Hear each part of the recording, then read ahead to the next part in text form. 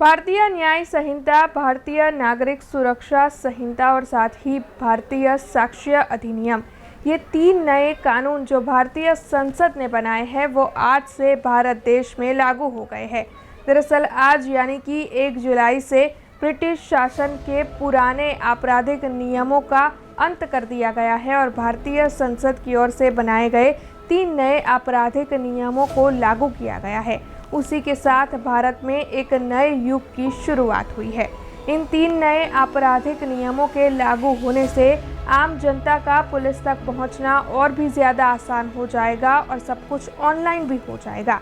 वैसे आपको बता दें कि इन नियमों के लागू होने के साथ ही दिल्ली में तो इन नए नियमों के तहत पहला केस भी दर्ज हो चुका है। तब अब आप ये भी जानना चाह रहे होंगे कि इन 3 नए आपराधिक कानूनों में ऐसा क्या अलग है, क्या नया है और इन कानूनों में क्या क्या है। क्या होंगे आपकी ज़िंदगी में बदलाव इन 3 नए कानून के लागू होने के बाद, ये सब हम आज आपको बताएंगे इस खास वीडियो में। लेकिन उससे पहले BRG न्यूज़ में आप सभी का स्वागत है। सबसे पहले भारतीय न्याय संहिता यानी कि IPC के नियम की बात करते हैं। IPC के तहत किन किन चीज़ों को शामिल किया गया है।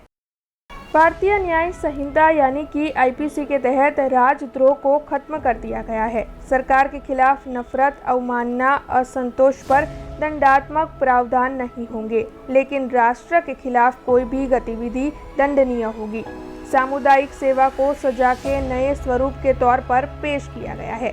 तो वहीं आतंकवाद के मुताबिक भारतीय न्याय संहिता में पहली बार आतंकवाद को परिभाषित किया गया है और इसे दंडनीय अपराध बताया गया है।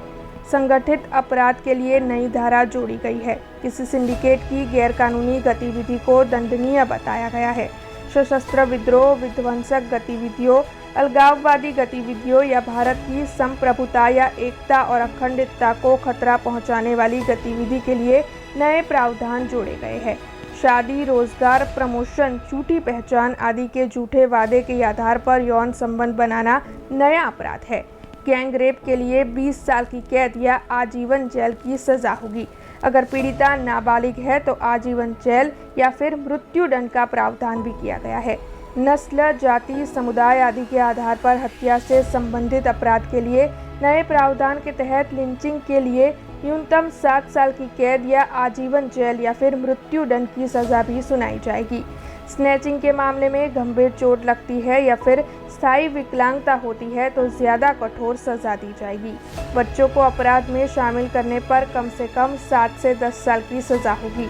तो वहीं हिट एंड रन के मामले में मौत होने पर अपराधी घटना का खुलासा करने के लिए पुलिस या मैजिस्ट्रेट के सामने पेश नहीं होता है तो जुर्माने के अलावा 10 साल तक की जेल या फिर सजा भी हो सकती है। अब भारतीय नागरिक सुरक्षा संहिता यानी कि CRPC के बारे में बात करते हैं। भारतीय नागरिक सुरक्षा संहिता में 0 FIR शामिल की गई है, यानी कि EFIR का कानून में प्रावधान किया गया है। कोई भी EFIR पुलिस स्टेशन की सीमा के बाहर लेकिन राज्य के भीतर दर्ज हो सकती है। इलेक्ट्रॉनिक माध्यम से EFIR दर्ज की जा सकती है। हर जिले और हर पुलिस थाने में किसी भी गिरफ्तारी की सूचना देने के लिए पुलिस अधिकारियों को नामित किया गया है। अपराध के पीड़ित को 90 दिनों के भीतर जांच की प्रगति के बारे में जानकारी भी दी जाएगी। यौन हिंसा की पीड़िता का बयान महिला न्यायिक मजिस्ट्रेट द्वारा उसके आवास पर महिला पुलिस अधिकारी की उपस्थिति में दर्ज किया जाएगा। इस दौरान पीड़िता के माता पिता या अभिभावक मौजूद रह सकते हैं। चोरी, घर में जबरन घुसना जैसे कम गंभीर मामलों के लिए समरी ट्रायल अनिवार्य कर दी गई है। जिन मामलों में सजा 3 साल तक है उनमें मैजिस्ट्रेट लिखित में कारण दर्ज करने के बाद संक्षिप्त सुनवाई कर सकता है। आरोप पत्र दाखिल करने के बाद आगे की जांच के लिए 90 दिन का वक्त दिया जाएगा। 90 दिनों से अधिक का विस्तार केवल कोर्ट की अनुमति से ही होगा। बहस पूरी होने के 30 दिन के भीतर फैसला सुनाया जाएगा। विशेष कारणों से ये अवधि 60 दिनों तक बढ़ाई भी जा सकती है। दूसरे पक्ष की आपत्तियों को सुनने के बाद कोर्ट द्वारा सिर्फ 2 स्थगन दिए जा सकते हैं और विशेष कारणों से उन्हें लिखित रूप में दर्ज किया जाना चाहिए। यदि सक्षम प्राधिकारी 120 दिनों के भीतर निर्णय लेने में विफल रहता है तो सिविल सेवक का अभियोजन आगे बढ़ाया जाएगा। पहली बार अपराध करने वालों को 1/3 सजा काटने के बाद स्वतः जमानत आजीवन कारावास या मौत की सजा पाए व्यक्ति को ये छूट नहीं मिलेगी।